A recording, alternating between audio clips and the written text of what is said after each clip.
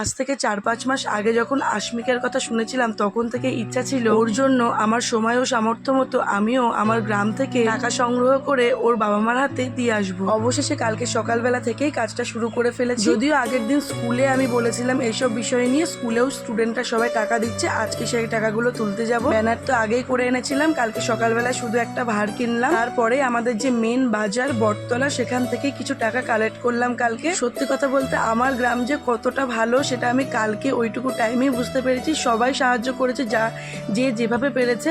এবার এর মধ্যেও তো আছে কিছুজন যারা একটু সাহায্য করবে না অথবা কটু কথা শোনাবে, এরকম মানুষ তো থাকবেই।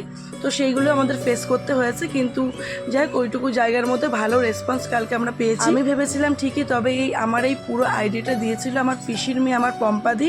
ও না বললে হয়তো আমি এটা শুরু করতে পারতামই না। ছোট্ট পীযূষ, প্রীতম, প্রীতিদি আর আমি মিলে কালকে টাকা কালেক্ট করেছি।